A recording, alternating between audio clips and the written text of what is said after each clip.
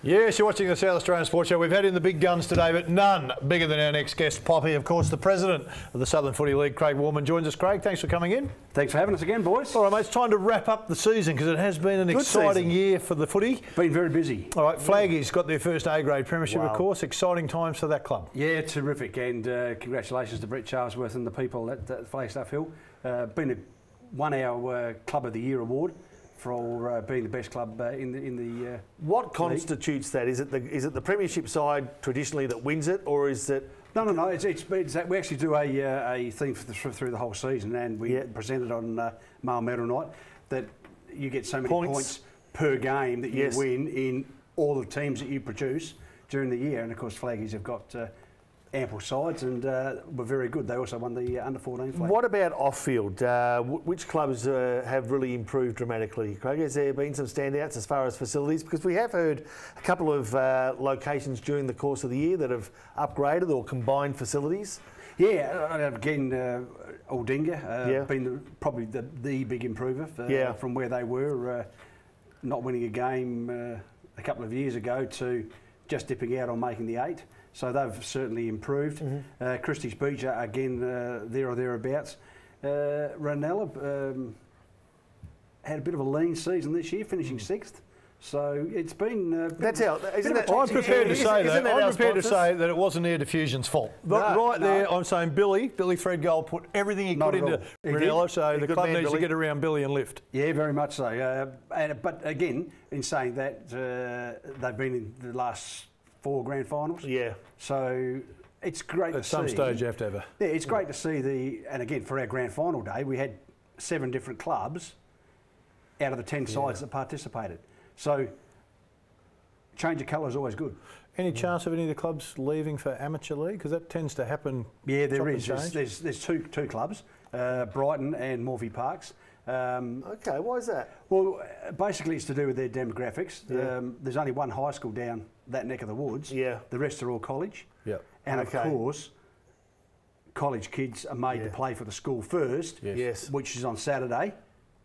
Our tradition is we play Saturday footy, not Sunday footy. Okay. Yep. So the demographics for them were not right. Yep. And they with the advent of SFL juniors, they play on Sundays. Well, so what about they can use all their college kids.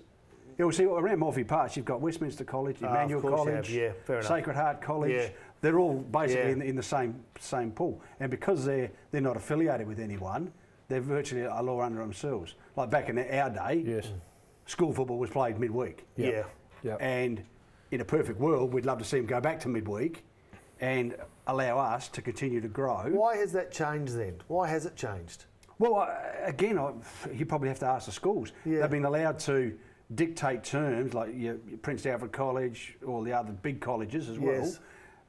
And they produce great footballers. They do. And great teams, but I just wonder the benefit to all concerned. I don't know. Yeah, again, if we're all on the same playing field, it'd be a different story. But see, they're not affiliated with the SFL like we are, or the AFL, so they've been left to run their own ship, so to speak, and probably now are too big to be forced to come into the fold, so to speak. Mate, we're talking about off-air highlights and lowlights. Rather than go down that track, on reflection over the year, and hindsight's always wonderful, there's a couple of areas you think the Southern Footy League could improve in?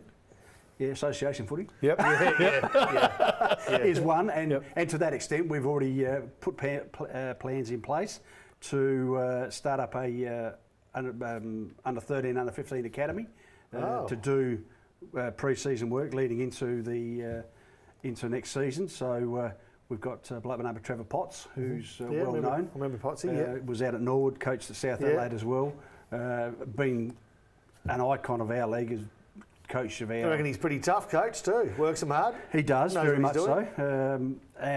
Ex-headmaster from Brighton High School. So that's in place. Again, we're really excited about the development going forward with the increase in our girls football for next season. That's going to be a real bonus for a lot of our clubs. All right, a couple of quick highlights that stood out for you. Other than the commentary of Tribe FM, what was a couple of the big highlights? Well, just on that, grand final day, we had a message come through that we had over 100 listeners overseas. Fantastic. Outside of the country, even just listening. Outside of the country, listening on the internet. And also a lot of people within Australia that tuned in as well. So thanks to Tribe for the work they do to be able to produce. Times are changing, aren't they? 4,500 on the day, hundreds listening around the country and overseas. And it rained. And it rained. Well, I finally predicted the rain. It took me 22 rounds in a final series, but I got there. Out of that, congratulations again to Liam Corey for winning the male medal. Yeah. Yep. But look, from a league perspective, I think we've had a pretty succceul season. Good on you, mate. Well done, Craig. Craig, it's been fantastic having you in, mate. And hopefully, you'll get a little bit of time off, not in the next couple of weeks, but a break. And we'll be able to get you in here refreshed. Gift for you, too. Yeah. Thank you very much. Time for us to go to a break. Back in a moment, folks.